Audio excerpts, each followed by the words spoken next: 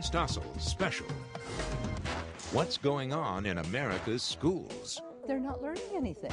It's insane. Kids fail to make the grade because their schools fail them.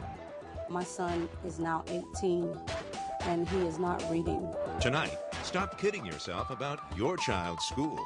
The people in the suburbs say our schools are great, but they're not.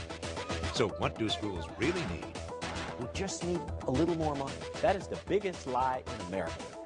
Is the real problem bad teachers? You prove I'm a bad teacher. If you can't prove it, don't try it. And we hate to compare, but why can't kids here keep up with students over there? If the kids in America couldn't do this, they're really stupid.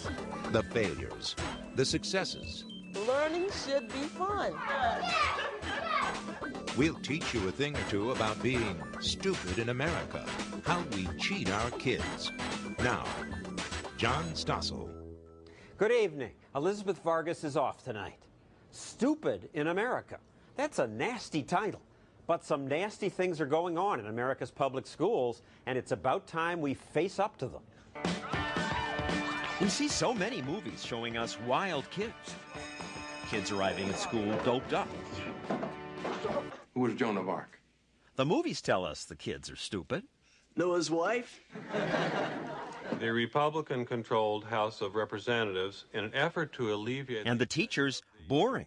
Anyone? Anyone? Are real teachers that dull? Students told us yes. Some teachers are very boring, so everybody falls asleep. And is school as bad as the movies suggest? You see kids all the time walking into school smoking weed, you know? It's a normal thing here. Normal, kids say, here at Abraham Lincoln High in New York. 4 years have been miserable in this school. It's like a hellhole. A hellhole? Really? It makes me want to know more, but it's hard to get our cameras into schools. New York City School District wouldn't allow us in at all. Washington, D.C.'s district steered us to the best classrooms, like this one taught by Jason Camras, the National Teacher of the Year. 24 positives and 10 negatives. Draw it out. This is nice, and there are many outstanding teachers. But we wanted to tape typical classrooms. We were turned down in state after state. Finally, Washington, D.C. did allow us to give cameras to a few students they handpicked at 2 schools they handpicked. One was this one, Woodrow Wilson High. Newsweek says it's one of the best schools in America. Yet what the students taped wasn't confidence-inspiring. This is Wilson High School. We dance. Note that the teacher's in the class when he does this. You would say, well, it's a game. On that day, this teacher had his world geography class playing Monopoly. Right now, we're going to ask Mr. Greiner what Monopoly has to do with world geography. Like Monopoly, we have countries that do better than others, based on where you live. It was after finals, and I don't know if Monopoly can help teach geography. But I do know that this teacher didn't have much control over his class. Phil, get off the desk and sit in your seat. Ladies and gentlemen, listen up. Let's look Mr. at Greiner. Raise your hand. It's hard to believe you can learn much while this is going on. So, guys who are talking, stop. Please. Hey, listen. And this is one of America's best public schools. Put the dice away. Now you may be thinking, these things don't happen at my kid's school. 57% of American parents give an A or B grade to their kid's public school. The people in the suburbs say our schools are great. But they're not. That's the thing. And the test scores show that. Education reformer Kevin Chavis says American schools on the whole just aren't that good. And America isn't going to buy that. America's not going to buy America's that. been buying. Because America doesn't know what it doesn't know. Right. Most Americans don't know what stupid schools are doing to American kids. We gave parts of an international test to some high school students in Belgium and in New Jersey. Answer the questions to the best of your ability. What the Belgian kids think? Considering the test we usually get here, well, this was kind of a piece of cake. It's very easy. The New Jersey kids were also confident. How was the test? Easy? Hard? It was actually pretty easy. I think I did good. They have reason to be confident. New Jersey students in general test above average, and these kids attend an above-average New Jersey school. But the Belgian kids cleaned their clocks. They got 76% correct. You got 47% correct. I'm shocked, because it just shows how much advanced they are compared to us. This boy got the highest score among the Americans, but but didn't come close to the top-scoring Belgians. The test was so easy. I think that if the kids in America couldn't do this, they're really stupid. Stupid? Really? Jay Leno's routines make you think it's true. What state holds the Kentucky Derby every year? Think about it. The Tonight Show says these are not staged. These are their real answers. Kansas. Finish the name of this book, War and... The big... Sex. War and Sex. What is the Bill of Rights? You're going to law, aren't you, sir? The Bill of Rights? Okay. What's the purpose of the Bill of Rights? I don't know. What was a major cause of the Civil War? I don't know. American high school kids are beaten on the international tests, not just by kids from Belgium, but by kids from most countries, even poorer ones like Poland, the Czech Republic, South Korea. So are American students stupid? No, we're not stupid, but we could do better. I think it has to be something with this school, because I don't think we're stupid or lower than them. Right, something with the school, because the longer kids spend in American schools, the worse they do. Fourth graders take international tests, and at that age, American kids do well above average. But by high school, they've fallen way behind. Are the kids stupid? The kids are not stupid. The system is stupid. These parents and grandparents are furious at what they've learned about their kids' public schools. It's a joke. It's insane. They're not learning anything. Pam Von Goren, who used to be a teacher, was appalled when her granddaughter came to stay with her. She can barely add and subtract the numerals 1 through 5. She was with me for a week. She's reading fluently when she goes back, and she knows her math facts 1 through 20. In 1 week, you taught her what the school couldn't teach her in months? What's going on? So what is going on? Well, the schools say they need more money. Do they? When 2020 returns, we'll follow the money to a city that spent billions on first-class school facilities. Are the kids doing better? Next.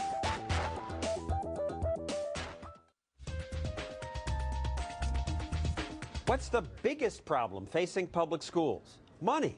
That's what everyone says. Lack of money. At this California rally, teachers told us schools need much more money. There's nothing that money can't fix. In Massachusetts, parents baked cookies and sold all sorts of things. To raise money for a school system that is desperately trying to make ends meet. More money, please, say the South Carolina school officials. How much money would be right? How much? Ooh, millions. And it would really make it right. They're spending $10,000 per kid now. $15,000? $20,000? $20,000, $25,000, $30,000. The more, the better. The more, the better. That was the thinking years ago when a judge ordered more must be spent on Kansas City schools. So they did. $2 billion more. Kansas City built this Olympic-sized swimming pool, state-of-the-art gyms with indoor track, these computer labs, and more. They had so much money that when they wanted to bring in more white kids, they didn't just bus them. The Kansas City district used about 120 taxis. But the result of all this spending on student achievement? It got worse. By 2000, Kansas City schools failed to meet any of the state's standards, and they lost their accreditation. If money were the solution, the problem would already be solved. Jay Green is the author of Education Myths. We've doubled per pupil spending, adjusting for inflation, over the last 30 years, and yet schools aren't better. Adjusted for inflation? Adjusted for inflation. We now spend more than $10,000 per pupil per year. Here's a graph of the increased spending. The line goes straight up, but student achievement, flat. Graduation rates, flat. The extra money didn't help the kids. How can that be? More money but no results? It's a lot of money. Think about it, $10,000 per student. For a classroom of 25, that would be $250,000 per year.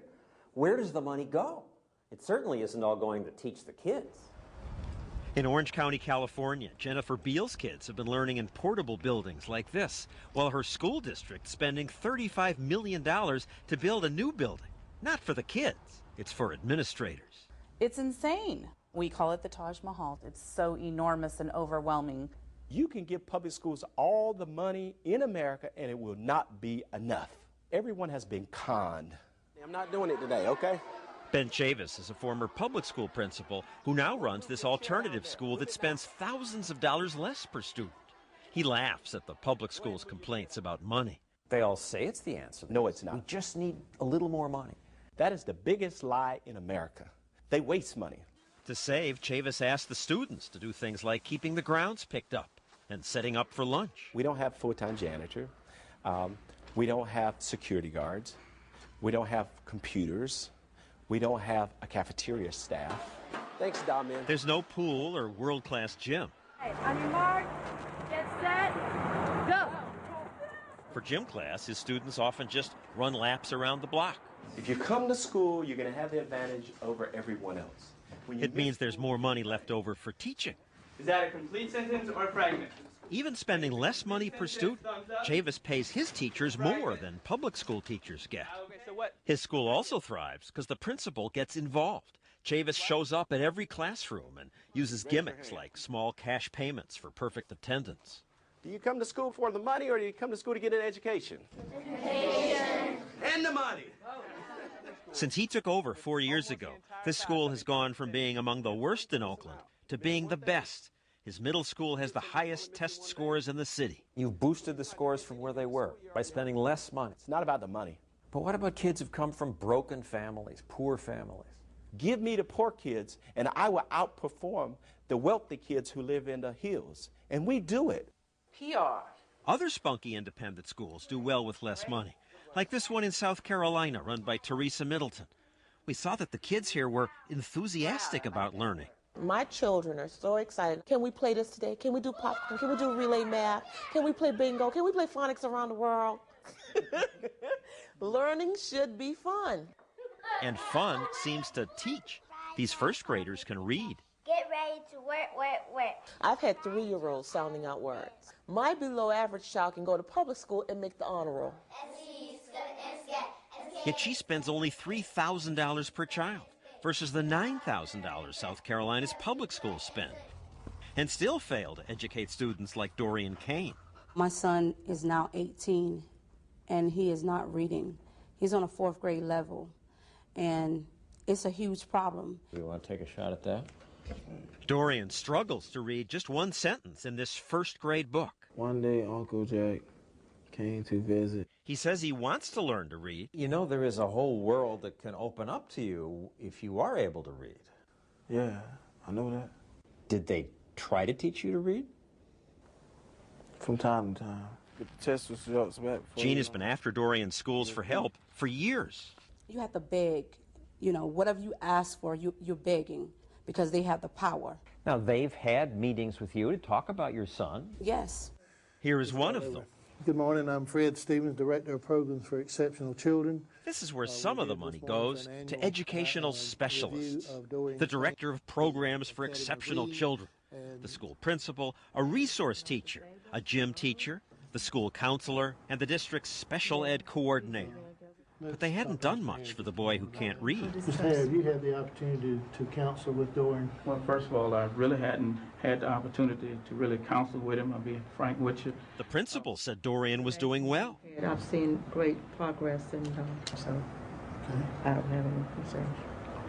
The meeting went on for 45 tedious minutes. Dorian looked defeated. His mother just kept raising the one issue that concerned her most. The only issue I have is his reading level, and that's what's important to me. All right, come on in and have a seat. So we decided we'd send Dorian to a private learning center, Sylvan.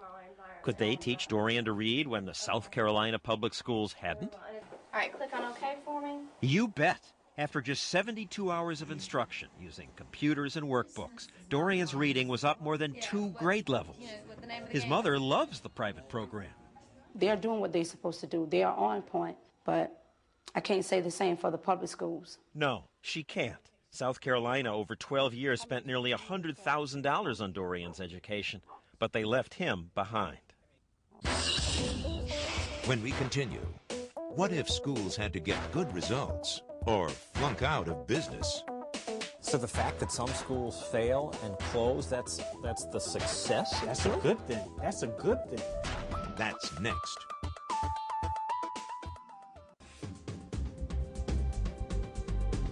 If you're a parent with money, you have choices. You can pay for a private school or buy into a neighborhood that has a better public school. Kids, wait. A real estate agency even runs commercials about it. Anyone know the student per teacher ratio in your classroom? They show a mother-to-be desperate to find a good school. She's crazy. No, she's not. In San Jose, California, parents want to get their kids into Fremont Union schools. They're so much better than neighboring schools that parents sometimes cheat to get their kids in. What's cheating? Pretending to live in the district when you don't. Inspector John Lozano goes door to door to check if kids really live where they say they live. Is here? Yeah. Really? Oh, great. Nice to finally meet you. How long you guys been here? Then Lozano says he still needs to look inside the house to make sure she really lives there. I don't mean to embarrass you, so... He sounds nice, but think about what he's doing. The school district police go into your daughter's bedroom. He even goes through drawers and closets if he has to. Well, we have a computer, we have some 17 magazines, we have pictures of the student and her friends on the wall. This girl passes. I was looking for... But the grandmother who listed this address is caught. People who answer the door say she doesn't live here. She says that she lives here and that her grandson's going to live here with her. That's so they can go to school at Homestead High School. Oh, I have to, yeah. I know what you guys are. Caught. She's definitely caught. 2 days later, I talked to the grandmother. I was actually crying. It's kind of creepy that they force you to go to the black market to get your kid a better education. I was crying in front of this 14 years old. Why can't they just let parents get in the school of their choice? Why can't they? Changing schools can change a child's life. Patty Bauer's kids were stuck in a public school that wasn't teaching them, but then they got McKay scholarships, which let them attend this private school that works with kids who have special needs. They would invite... Joey has been brought up 4 grade levels in reading.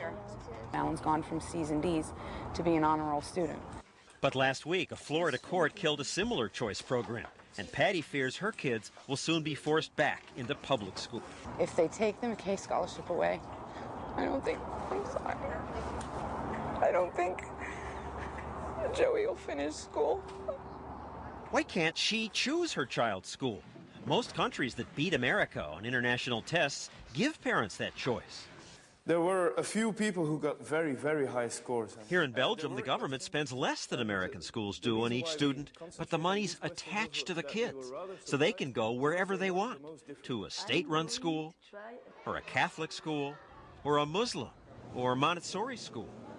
Because of that choice, it makes it a lot harder for schools because there's a lot of pressure. Kate van den Savel runs a state school in Belgium. She says because the money is attached to the kids, she has to please the parents, and that makes a world of difference. If we don't offer them what they want for their child, they won't come to our school. So she provides extras like cooking, more sports programs, furniture building, electronics. Is this what you like best? Yeah. You think that America doesn't leave any child behind, but I think that we don't leave any child behind, and that you guys have some kind of a problem with that. I wouldn't send my child to an American public school, not even for $1 million. Her son lives in Belgium now, but when he was 6, his family lived in America, and his mom was upset when he was assigned to a school. In America, I sort of had to beg, please, give me a good school for my child. And here in Belgium, they're all over the place. Because if they're not good, they're gone. You shut down bad schools. That's healthy. Because it says to people that incompetence won't work. So the fact that some schools fail and close, that's the success of That's choice? a good thing. That's a good thing. That's a real good thing. What happens to those kids in those schools? Then they'll go to another school. Why should we keep them in a school that's not working? That's what we've been doing for decades. Giving kids a choice forces schools to try harder. You have to be innovative all the time. You have to look for new means of working, new means of thinking. Onions, ham, and salami. So if we don't succeed, we just run out of business. I think it's a pity that American children don't have the same opportunities and same choices as we have. But if you're used to it, maybe it's just normal. No choice is just normal in America. When 2020 returns, kids are learning in school. The question is, what? They were giving him the answer? He said they're teaching me to cheat. Next. Stupid in America continues with John Stossel. Why are you watching us? You don't have to. You have choices. But suppose you had only one channel and the government told you what you had to watch. That's generally how it works for schools. When the Sanford family moved from Charleston to Columbia, South Carolina, they had a big concern.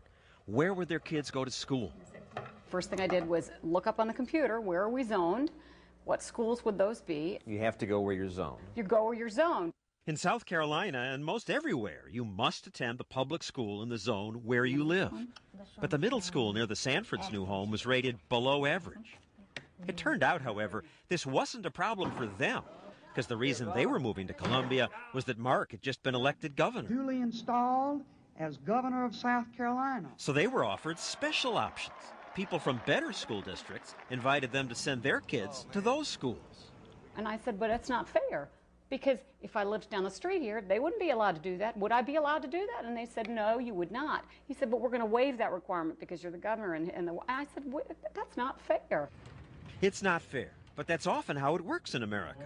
As we showed you, the kids of the privileged can escape bad schools by moving to where the better schools are. If you could buy a $250,000 or $300,000 house, you're going to get some great public education. But most everyone else is stuck with what the government gives you. Being in a public school system, no matter how much you complain about it, no matter how much you cry about what's going on with your children are stuck because of their zip code. These South Carolina parents say their kids' public schools were bad. They don't teach them the kids. If you hadn't pulled him out of the public schools, I think it would have ruined his life. Dale's grandson said some of his public school teachers helped him pass tests by telling him to cheat. They were giving him the answers? They were giving him the answers, and he said they're teaching me to cheat so they could pass him on to the next grade. The No Child Left Behind thing, you know. Send him on up to the next class. Get him out of here. They really did not care. Lizzie Murphy's son was in kindergarten for a year without learning the basics of writing. He just learned to write his name, and that's through me telling him that an M is a hump hump. A kindergarten could barely write his name. What's going on? What are you doing? What are they doing? If you compare SAT scores state by state, South Carolina ranks last. I want to tell you that if you look at every indicator for South Carolina schools, South Carolina is not last. Inez Tenenbaum has been state superintendent for schools since 1998. We have been ranked as having some of the highest standards of learning in the entire country. Well, maybe you set high standards, but the kids don't achieve them. We are ranked #1 in the country for improvement on SAT. But 32 if you start points. at the bottom, it's easier to improve. You've improved and you're still last. SAT is an indicator that really shouldn't be used to judge any state. We're making tremendous progress in South Carolina, and we're very proud. Why be proud? Half the kids who start high school in South Carolina don't graduate in 4 years. And the state's first family was afraid to send their kids to the school they were zoned for. It's too important to me to sacrifice their education. I get one shot at it. If I don't pay very close attention to how my boys get educated, then I've lost an opportunity to make them the best they can be in this world. They decided to send their kids to private school. And the governor then proposed giving every parent in South Carolina that kind of choice. Does one size ever fit all? He said state tax credits should help parents pay for private schools. Then they would have a choice. Choice is external pressure. The public has to know that there's an alternative there. It's just like, you know, do you get a Sprint phone or an AT&T phone? He's right. When monopolies rule, little gets done. Think about where we wait in line the longest. At monopolies, the motor vehicles department, the post office, or the extreme example, the former Soviet Union. People waited in line an average 2 hours every day, 5 years over a lifetime. In this Moscow restaurant, I waited endlessly while waiters sat or talked to each other because, with no competition, there's no incentive to wait on me. In America, the phone company was once a government-supported monopoly. All the phones were black and all the calls expensive. It was illegal to plug in an answering machine. installing a foreign device, the monopoly called it. So the next time you complain about your phone service... This clip from Saturday Night Live is a good description of Monopoly's service. We don't care. We don't have to. We're the phone company. But take away Monopoly's status and poof, suddenly customers matter. Your choice of cool phones. Think about the choices competition gives you when you buy a cell phone. Can you hear me now? There are dozens of plans to choose from based on how many minutes you want, how big your family is, and a million other things. Great deal on a cool phone. Why can't kids benefit from similar competition in education? People expect and demand choice in every other area of their life. Letting parents choose, he said, would encourage schools to compete. And they'd quickly offer parents things like music schools, schools with uniforms, schools that open earlier, keep kids later, virtual schools where kids learn on the internet, sports schools, then who knows what ideas might bloom. It empowers parents that will ultimately improve education. The governor announced his plan last year, and thousands of parents cheered the idea. But most public educators and politicians didn't. School boards objected. Teachers' unions objected. PTAs even sent kids home with a letter saying, contact your legislator. How can we spend state money on something that hasn't been proven? It would decimate public education in South Carolina, and it's just not good for us. South Carolina's public schools are performing well. The teachers' union objects to any program that would use tax credits or vouchers to let kids escape public schools. They paid for ads that argued schools are getting better. Discipline is improving. Legislators voted down the governor's plan 60 to 53. Victory. The superintendent of schools was relieved. It was an unproven, unaffordable, and unaccountable plan. Well, it's unproven because politicians and unions won't let anyone try it. I think if you look at every indicator, you will see that South Carolina is going straight up in terms of academic achievement. We are not in crisis. We have a plan. We need to stay the course, and we will see remarkable success over the next few years. I hope so. But how much success can there be in a monopoly? The monopoly in my town couldn't just fire a teacher who sent sexual emails to his 16-year-old student. When we continue, the worst teachers getting away with all kinds of things. We've had sex cases, acknowledged sex cases. You can't fire them? It takes years, years. Next.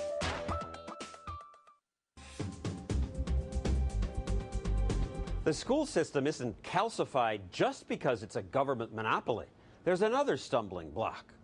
The teachers, united, will never be defeated. It's a union-dominated monopoly. The muscle and the zeal that built our union is still with us. Teachers' unions in this country are very influential because they want to get something done or stopped. They can assemble a crowd. 20,000 people and thousands more wanted to be here. Randy Weingarten heads New York City's teachers' union. She put out the word, and thousands of teachers filled Madison Square Garden to demand a new contract with more money. You are heroes. Some teachers are heroes, but not all. Most of the teachers, they don't really care. One of my teachers tells me he does this for the health benefits. I've seen teachers come to school intoxicated. This seems odd because teachers I know want to help kids learn. Many turn down better paying jobs to teach. But in union schools, there's a problem. We tolerate mediocrity, and people get paid the same, whether they're outstanding or whether they're average, or indeed whether they're way below average. Joel Klein is chancellor of New York City schools, the biggest public school system in the country. Fourth grade, a very big year. He says the teachers' union's rigid contract makes it very hard to fire any teacher, even dangerous ones. I mean, we've had sex cases, acknowledged sex cases. One teacher sent sexual emails to Cutie 101, his 16-year-old student. This is the most unbelievable case to me because the email was there. He admitted to it. It was so thoroughly offensive. And he confesses. He admits this.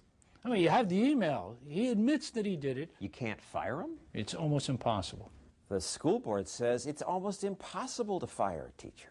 Our union has actually stepped up to the plate and said, we'll police our own profession. Well, I'd like to police my job too, but that's not how it works in life. Except that bosses make these decisions. If the cases are legitimate, they should bring them. there are procedures.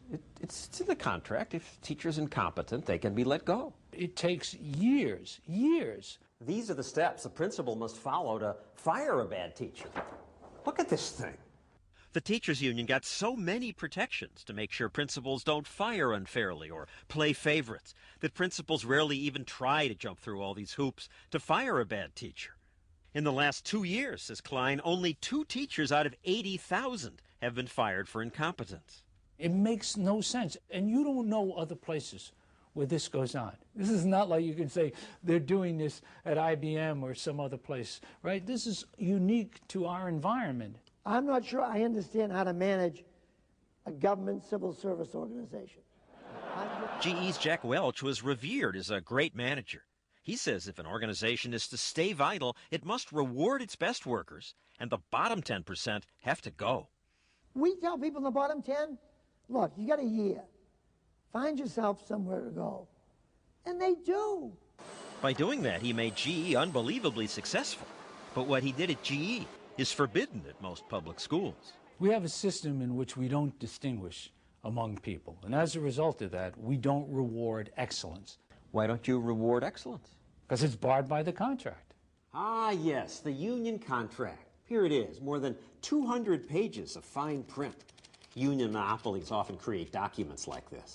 It's not just 200-page contract. You got all these addenda that are incorporated into the contract. You're talking about hundreds and hundreds and hundreds of pages more.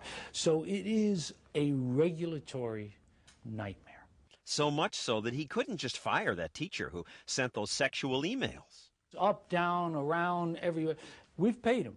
He hasn't taught, but we have had to pay him because that's what's required under the contract. Paid him more than $300,000. Only after 6 years of expensive litigation were they finally able to fire him. Hundreds of teachers who the city calls incompetent, racist, dangerous, or guilty of sexual misconduct have been paid millions. And what do they do with those teachers? Well, they put them in the rubber room. It's what they call it. It's not really made of rubber, but it's a big empty room in this building and 4 other buildings around town. Because they don't want these teachers to get near the kids, so they just come here and sit, hang around, read magazines, waste time, and waste your money. They wouldn't allow us to take pictures inside while the teachers were there. Today, the city pays $20 million a year to house teachers in rubber rooms. Insane as that is, at the union rally, teachers told me they support the firing rules. What if a principal says, you're a lousy teacher, they can say I want to fire you? That's not fair, that's not right. You prove it. You prove I'm a bad teacher. If you can't prove it, don't try it. Everywhere, unions resist the practice that made GE and other organizations successful. Weed out the bad. There aren't really bad teachers. The rules must stand, say unions everywhere. Wisconsin public schools are great schools. Test scores are up. The teachers' unions spend millions on ads saying the schools are great. There's an explosion of excellence in New York public schools. Since the schools are excellent, they say, don't mess around with our rules and benefits. Permit members to retire without penalty at age 55. Mm-hmm. Teachers would work uniform 6 hours and 40-minute days at all levels. Which is what normally happens in the private sector. Really? She says her teachers should work regular hours, but how many of you work a uniform 6-hour, 40-minute day? But the union is powerful, and a few months after our interview, Weingarten got a new contract. This is a really good day. Look at the smiles. In exchange for a 15% raise, the union made concessions. For example, they agreed to work 10 minutes a day longer. They say it will be easier to get rid of sex offenders, but it will still take all these steps to fire an incompetent teacher. Unionized monopolies like yours fail. In this case, it's the children who you are failing. We are not a unionized monopoly, and ultimately, those folks who want to say this all the time, they don't really care about kids. Those who criticize a monopoly don't care about kids? Nonsense. And when we return, we'll show you what parents have to do to escape the monopoly.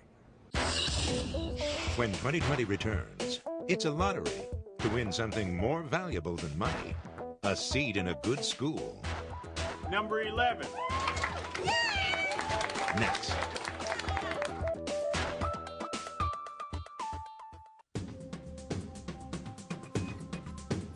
When public schools began in America, most people worked on farms. It's why there's no school in summer, so kids could stay home and help with the crops. Today, fewer than 2% of us work on farms, and nearly everything in our society has changed dramatically. So why has there been so little change in education? We want to do what we want to do in classrooms. As we've seen, one reason is that unions fight to maintain the status quo. But that status quo often doesn't serve the kids. Our students are basically just dying in their seats at school. They're not getting the education they deserve, and the union puts up a barrier for that. These San Diego teachers fought to make their schools charter. Charter means they're still a public school, but they're free of many of the rules set up by school boards and unions. You got it, kiddo. Excellent. Okay. Now, when a teacher's hired, she knows if she doesn't do a good job, she can be fired. I'm a good teacher. I don't need tenure to protect my job. I need tenure to be gone to protect my students. The rule is given for each table. Since this school dropped the union rules, there's now a waiting list to get in. Many charter schools are succeeding.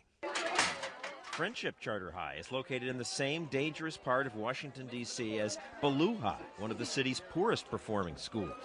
Begging my money, I'm gonna kill your ass. The student populations are similar, mostly poor and minority. I think he's a good friend. But at the charter school, there is order. The kids are on task and doing better. 95% of the graduates get into college. Is this school better than the public high schools? Yes. Of course. Well, why of course? The charter students recognize that their school is different. The teachers, they say, they're happier to be here. What does the hyperbola always have to have in it? This teacher got Rashawn Miller interested in math, a subject she used to hate. What'd she do differently? She makes it fun. She makes it fun. Danielle. Making it fun could help them keep their jobs. She's here because a third of the previous teachers were fired. I love teaching here. The best teachers make extra money. We can give bonuses. We can have Saturday school with pay. We can do summer school and reward certain teachers. The kids see the results. And people here care more? Yes, definitely. Good morning. Get the jacket off, phone up. Friendship's principal knows if the school doesn't perform, he'll be held accountable. We can be closed. We can't settle for just being good enough. This makes charter schools innovate. And if a teammate asks for help, what do we do? Yeah. This one keeps kids in school till 5 p.m. Hello? And teachers give kids their cell phone numbers. Hello?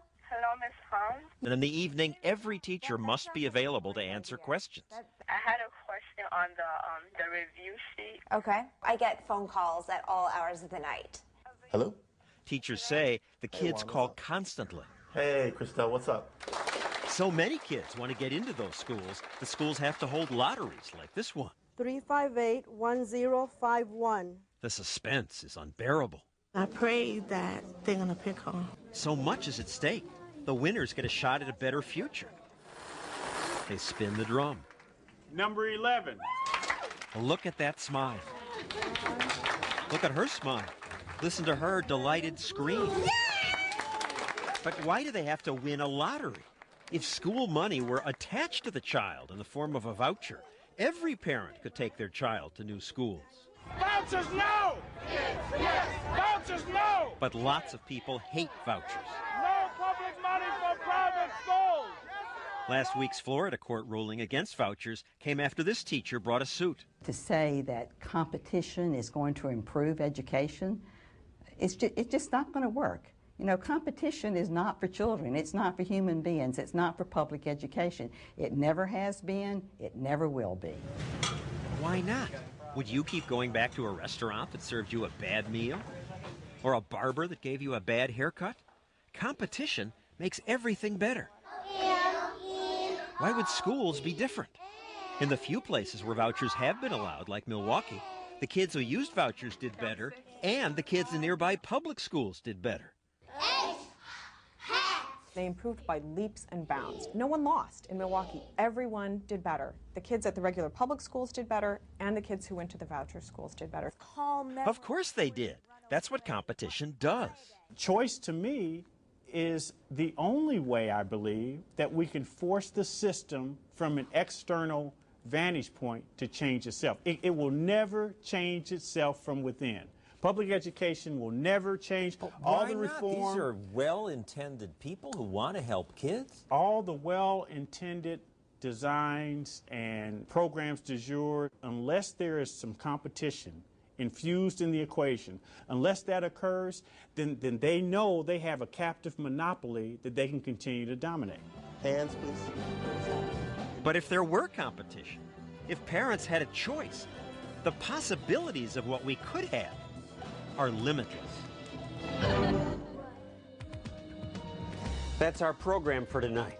Later on Nightline, a man who's making lots of money selling books claiming if you follow his advice, you'll never get sick. It's dubious advice. Thanks for watching our show on education. We hope it starts a debate. I'm John Stossel. Elizabeth Vargas and I will be back next Friday. For all of us at 2020, good night.